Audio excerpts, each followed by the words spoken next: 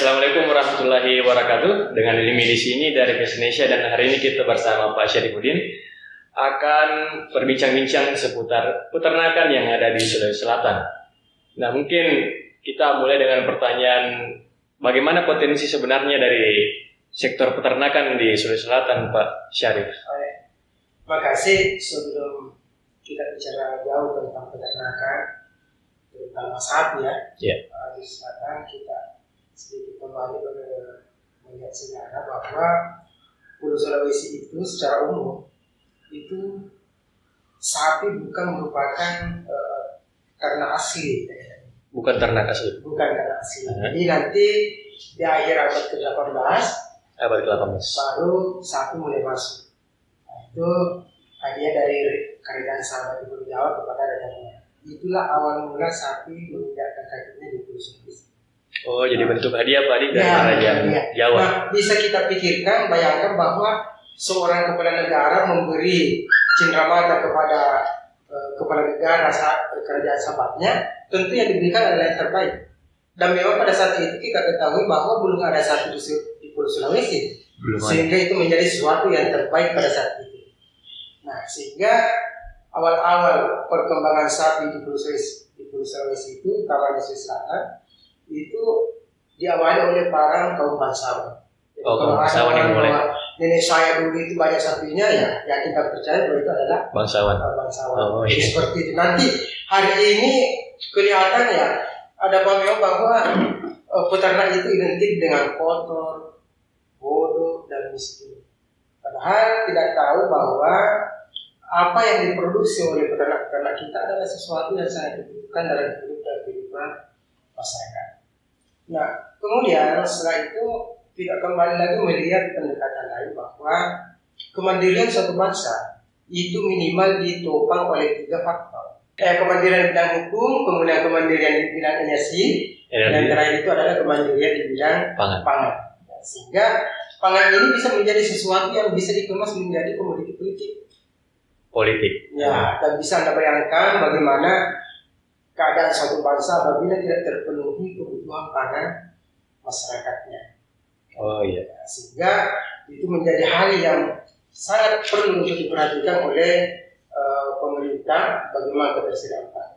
Berbicara pangan, peternakan merupakan salah satu subsektor di bidang pertanian yang menjadi sumber ketersediaan pangan terutama dari hewan. Dari sekian komoditi di bidang peternakan, ada ternak unggas, ada ternak kecil, masuk dari ternak kecil itu kambing, domba, babi, dan sebagainya.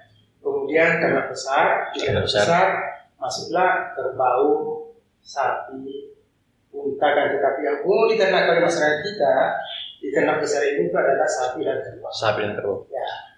Jadi tadi sapi merupakan pendatang baru di Pulau Sulawesi Selatan, dan ternyata alam Pulau Sulawesi Selatan ini sangat cocok untuk berkembangnya, sehingga pernah Sulawesi Selatan itu menjadi lumbung ternak besar di Indonesia ini. Nah, ini barangkali yang perlu kita kembangkan bagaimana supaya komoditi ini tetap terjaga dan tetap lestari dipelihara oleh masyarakat kita.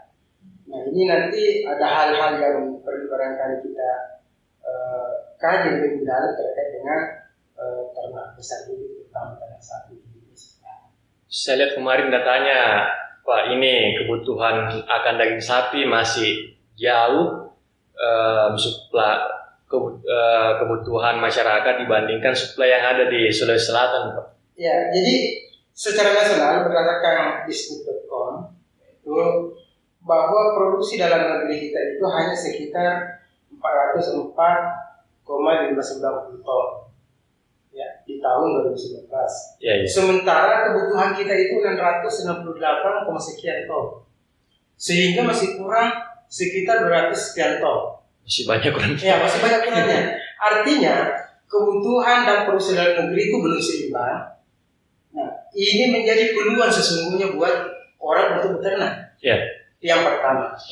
Yang kedua, kalau produksi ternak sapi kita dalam negeri bisa meningkat secara tidak langsung, itu mengurangi beban pemerintah untuk mengimpor.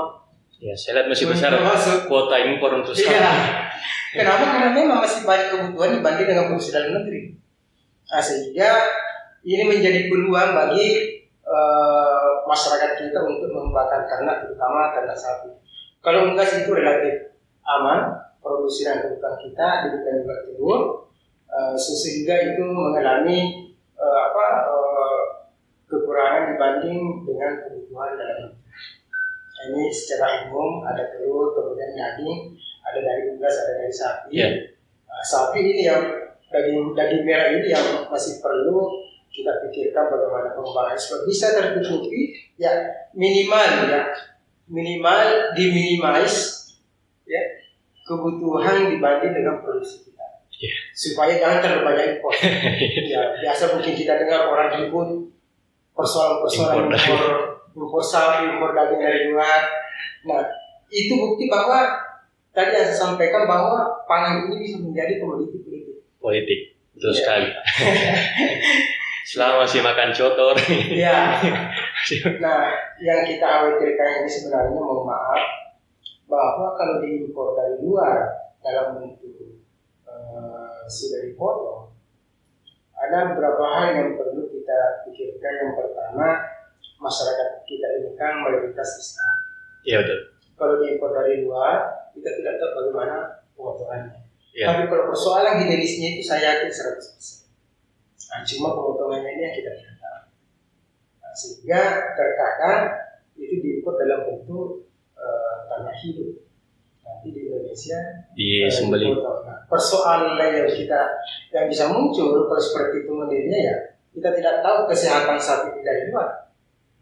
Nah, kalau misalnya ada penyakit-penyakit tertentu kemudian diimpor masuk ke negara kita, itu bisa saja menjadi persoalan baru bagi pedagang kita di Indonesia. Bisa jadi penyakit baru untuk sapi-sapi yang ada di Indonesia, Pak Adi. Nah, sehingga menurut saya yang biasa jadi masalah, sebagian masyarakat kita kurang minatnya untuk berusaha di bidang peternakan, terutama peternakan sapi, itu karena persoalan pakan.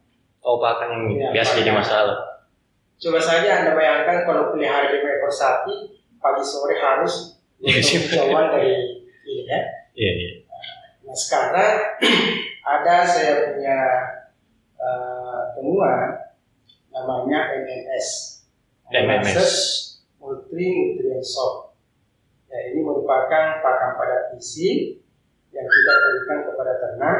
Alhamdulillah hasil penelitian kami bersama dengan mahasiswa jurusan peternakan Fakultas Pertanian Universitas itu bisa meningkatkan pertambahan berat badan sampai 1 kg per ekor per hari. Ya.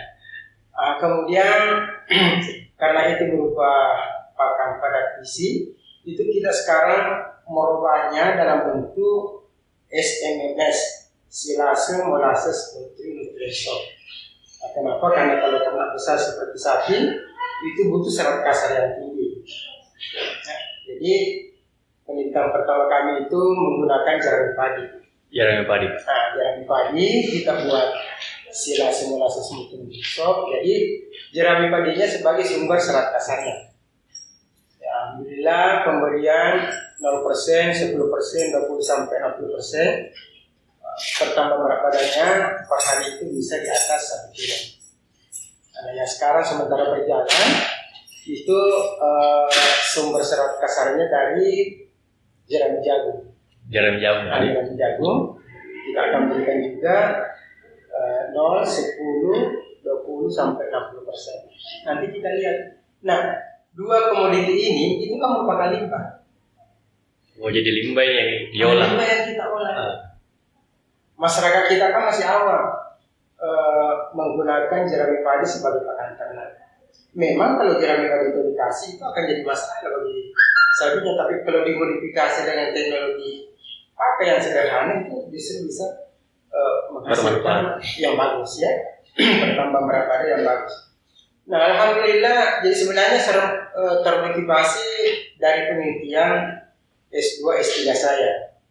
Jadi di S2 S3 saya itu meneliti tentang penyusutan berat badan, tingkat stres pada saat yang ditransportasikan dengan menggunakan urea molasses putri nutrimlog. Ya. Nah, itu kerjasama Badan Tenaga Atom dan Nuklir Makan, Universitas Lambung Pura, Universitas Hasanuddin. Saya dari 45 pada saat itu sebagai salah seorang yang ikut penelitian. Jadi saat kita berikan, kemudian dibawa, itu penyusutan berat badan itu sampai 12 kilo, 15 kilo. Coba Anda kalikan 12 kilo dikali harga berat hidup. Kalau sekarang di Kalimantan itu 50.000 per kilo. 12 kilo dikali 50.000 kali sekian ekor sapi, berapa kerugian masyarakat kita? Itu yang pertama. Kemudian yang kedua, konsumen akan mendapatkan daging yang kualitas rendah. Karena ya kebiasaan masyarakat kita karena kebutuhan, begitu turun dari mobil truk itu langsung dipotong. Jadi sapi belum betul-betul sempurna free selama perjalanan itu sering dipotong. Dagingnya menjadi tinggi pH-nya, kualitasnya rendah, cepat rusak. Nah itu barangkali hal-hal yang perlu dipikirkan ke depan, bagaimana supaya persoalan sapi ini bisa diperhatikan terutama oleh generasi muda. Oh betul Kak. Ya, ini juga yang perlu didorong, bagaimana pemuda bisa terlibat dalam peternak, sektor peternakan Kak. Ya. Supaya kita bisa semangat mereka. Betul. Karena sekarang saya kasih gambaran bahwa kalau mau cepat jadi uang barang itu, sekarang kan emas. Detik ini kita butuh uang, bisa langsung jadi uang. Yang kedua, itu ternak, terutama sapi. Bagaimana bisa itu? Kalau Anda mau butuh uang, Anda punya sapi, telepon saja tukang jagal atau pedagang, itu langsung datang. Cepat bisa kita jadikan uang. Kenapa? Karena tadi itu dasarnya lebih banyak yang dibutuhkan dibanding dengan yang diproduksi. Permintaan banyak sementara produksi kurang. Jadi begitu ada orang petani kita melepas barangnya, itu langsung ada yang datang beli. Demand masih tinggi, Kade? Iya masih tinggi, masih gampang jadi uang. Ya. Bandingkan dengan komoditi lain misalnya, produksi lain. Berarti peluang usahanya masih besar ini. Peluang usahanya yang masih sangat besar sekali. Pertama tadi itu masih banyak dibutuhkan dibanding dengan produksi dalam negeri kita. Itu yang pertama, pulangnya di situ. Yang kedua, kalau mau jadi uang itu cepat. Nah, ya jadi persoalan banyak yang kurang berminat, terutama generasi muda kita untuk memelihara ternak atau sebagai peternak. Pertama tadi itu karena adanya paham bahwa peternak itu miskin, dengan miskin, bodoh, kotor. Ya, yang mau diubah sebenarnya. Sekarang kita harus berubah mindset itu bahwa peternak itu adalah orang-orang yang berdasi. Seperti itu. Itu salah satu visi dari PES Indonesia, Kak. Bagaimana mendorong anak muda untuk turun ke sektor pertanian, peternakan, perikanan. Dan kalau Anda kuasai teknologinya, itu tidak perlu pagi sore pergi ke rumput. Dan ada alumni kami di jurusan peternakan sekarang di Bone, namanya Abbas. Sekarang dia punya usaha rekrutan. Jadi sapinya itu dia gemukkan, kemudian tidak tiap hari lagi ambil pakan. Karena kalau musim panen padi, ya dia buat SMMS tadi sebanyak mungkin. Oh, dikumpulkan dulu kan? Nah, dia olah menjadi SMMS dan itu kan bisa bertahan. Musim panen jagung, dia ambil jagung dia olah, sehingga ada tabungan pakan. Tidak tiap hari lagi pergi ambil rumput. Jadi udah ini fermentasi tadi ya? Iya, melalui fermentasi. Itulah yang saya ciptakan. Oh iya. Yang saya ciptakan diteliti oleh saya bersama dengan adik kita di jurusan peternakan. Ya alhamdulillah hasilnya tadi lah. Ada lebih 1 kilo, bahkan ada yang naik 2 kilo. Saya juga kaget awalnya. dan banyak teman-teman tidak percaya karena selama ini hasil penelitian yang dilaporkan itu bahwa pertambahan berat badan tertinggi pada sapi Bali, khususnya sapi Bali ya. Sapi Bali itu hanya sampai 0,8 per ekor per hari. Per hari. Iya. Nah, kita punya racikan pakan ini itu bisa sampai 1 bahkan lebih per ekor per hari. Ya. Kerjanya tidak berat, kan seperti itu. Jadi ada kita itu atas ya.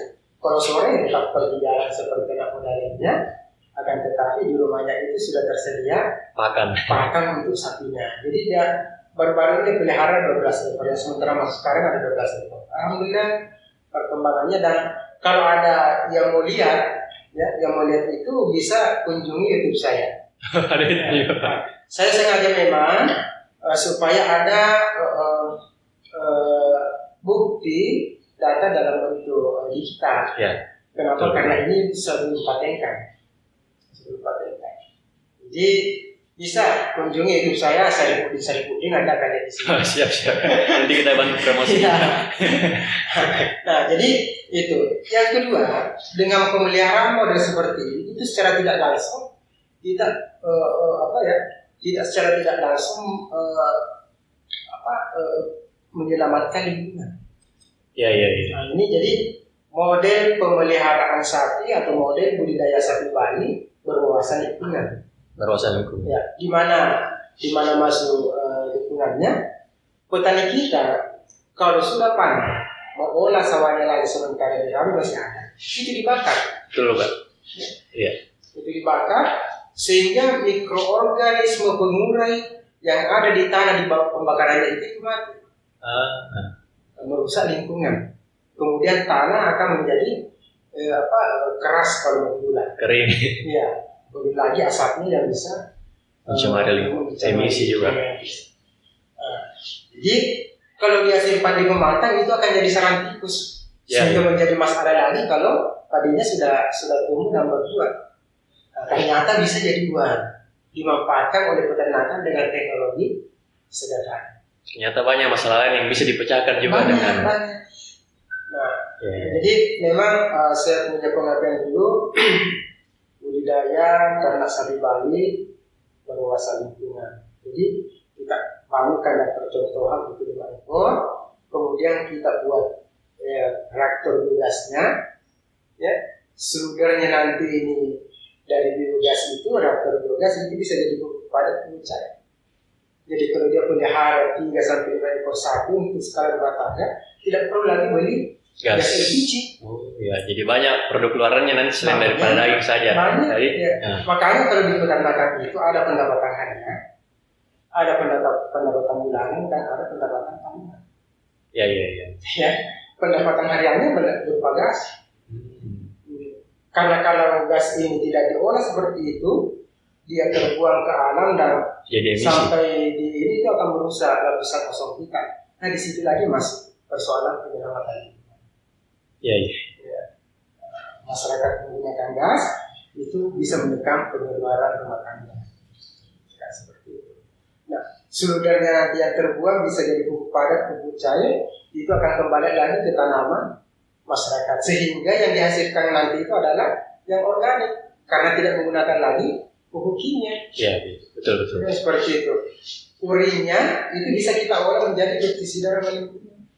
Ditambah dengan rempah-rempah, difermentasi, yaitu kita semprotkan kepada tanaman sehingga halo bisa menjalar.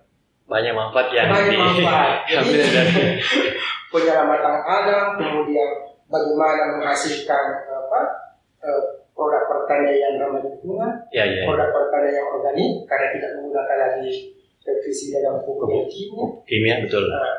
Itu tadi saya bilang ada pendapatan harian, ada pendapatan bulanannya, ada pendapatan tahunan. Tahunannya dan bulanannya ya misalnya pertama keberadaan sapi, komposnya dan lain sebagainya. Jadi sebenarnya kalau kita memahami ilmu di bidang peternakan, semua yang diproduksi baik produksi utama maupun produksi bukan dari karena yang tidak pelihara semua bisa dijual. Semua bisa jadi uang. Semua bisa jadi uang. Yes, kita bisa manfaatkan dengan baik tadi. Ya, betul. Makanya biasa saya kasih motivasi ada dari kita yang kebetulan memilih jurusan peternakan. Karena saya proses peternakan. Anda bersyukur masuk di peternakan. Hmm. Karena Anda adalah pejuang-pejuang pangan, terutama yang bersumber dari protein hewani ke depan. Coba Anda pikirkan, kalau sudah tidak ada lagi yang peduli dengan peternakan, maka kemungkinan besar banyak industri yang butuh produksi peternakan itu akan tutup. Karena peternakan kan bahan baku tadi cerita. Ya, jadi peternakan itu penghasil bahan baku untuk beberapa industri. Baik produksi utamanya berupa daging kalau dia sapi, maupun produksi hutannya, misalnya kulit, feses, Ya. tulang, jeroan, semua itu menjadi tulangnya bisa diekstrak menjadi kolagen. Nah, kolagen ini dibutuhkan di dunia farmasi. Jadi selongsong obat itu. Biasa ada selongsong obat ya. Oh, yang kapsul itu kan? Kapsul. Nah, itu coba Anda buka, misalnya tetra Anda buka, itu puyer isinya. Tempatnya ini, selongsongnya ini itu terbuat dari kolagen. Tahu kolagen sapi. Nah, kolagen itu bisa diekstrak dari kulit, bisa diekstrak dari tulang. Iya. Jadi dunia farmasi, kemudian dunia kosmetik, mungkin biasanya dengar bahwa sampo ini mengandung protein susu sekian persen, ya kan seperti itu. Jadi sebenarnya dunia peternakan itu adalah sesuatu bidang yang sangat besar manfaatnya untuk kemaslahatan manusia secara umum. Dan masih besar potensi kedepannya tadi. Dan logikanya kan begini. Kalau itu bahan pangan, itu kan barang habis terpakai. Ya, betul, dibutuhkan tiap hari. Minimal kalau kita dalam satu hari 3 kali. Ya. Dan tidak ada dia bilang yang kita makan tadi itu lagi dimakan, tidak. Harus ada yang baru pada saat kita akan mau mengkonsumsi lagi. Sarapan pagi, makan siang, makan malam misalnya. Itu harus ada, harus baru. Ya. Sehingga mungkin dari segi keuntungan itu sedikit akan tetapi perputarannya cepat. Ya, cepat perputarannya. Ya, cepat perputarannya. Jadi sebenarnya prospek bisnis ini itu luar biasa. Cuma ya mungkin kita belum kajian saudara-saudara kita sebenarnya belum sampai ke sana. Dan yang kedua ya untuk kemaslahatan umat manusia. Karena produk yang diproduksi dari peternakan berupa telur, berupa daging, berupa susu, ya, itu kan untuk kebutuhan kita supaya kita bisa sehat, kita bisa punya energi, kita bisa